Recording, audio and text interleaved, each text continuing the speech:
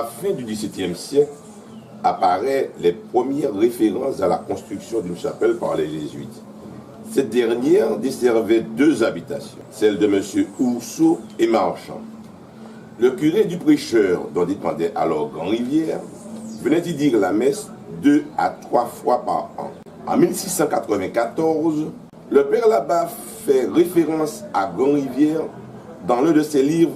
Nous allons dire la messe à une petite chapelle qui est de l'autre côté de la grande rivière. Il explique également qu'on est venu le chercher pour confesser un esclave à l'article de la mort suite à la morsure de serpent. Le père Labat se vit offrir pour le repas des perdrix, des ramiers et des grives que des esclaves avaient chassés. L'économe de Grand-Rivière lui fit donner des nouvelles comme il l'avait demandé de cet esclave mordu par le serpent. Finalement, il était hors de danger, soigné par un autre esclave détenteur de préparations secrètes qui ne voulut dévoiler totalement au père Labat. En 1837, un décret rend Grand-Rivière et Macouba dépendantes de Basse-Pointe. Elles forment donc toutes les trois la commune du Nord. En 1845, la commune du Nord est dissoute lors de l'édification de Macouba en commune. Grand-Rivière dépend dès lors de Macouba. En 1852, son éloignement nécessite la création d'un poste de gendarmerie par le contre-amiral Vaillant, gouverneur de l'époque. En 1888, Grand-Rivière devient commune à part entière. Elle fait alors partie du canton de Basse-Pointe et de l'arrondissement de Saint-Pierre.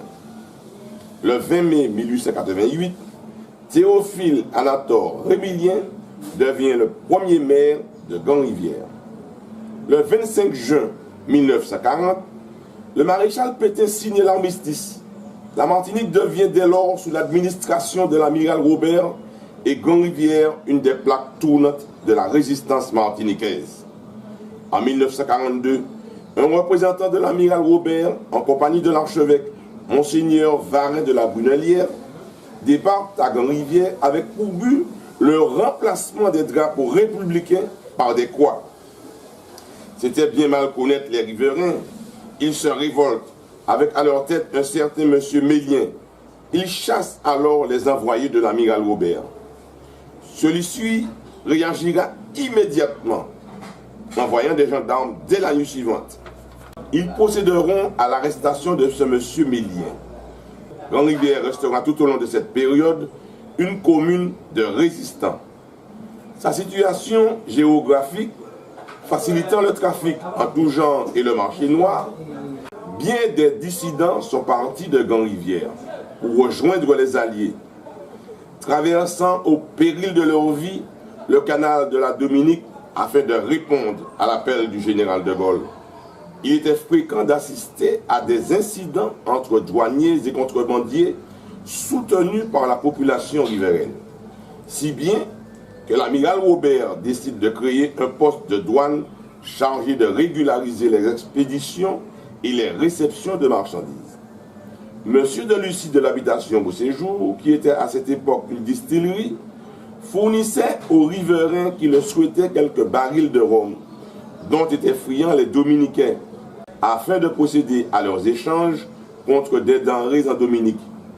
Le tout en évitant les douaniers installés à Grand-Rivière, dont le fameux monsieur Isidore qui garda très longtemps la rancune de certains riverains.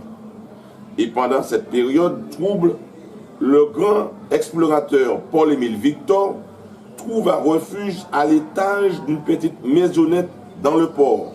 Il partage son quotidien quasi monacal avec un chien nommé Malparlant, Aïe, au cours de Rivière, et une petite fille timide qui lui rend de temps en temps visite, Anna Marie-Louise. Une riveraine, Madame Paul Mise, lui assurait les tâches ménagères. En 1945, l'annonce de la libération et de la victoire des Alliés provoque des mouvements de joie dans la population riveraine.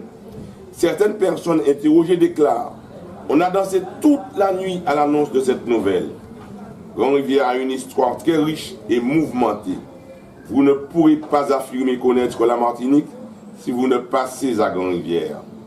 Ses habitants sont accueillants et leur gentillesse témoigne de la douceur de leur cadre de vie.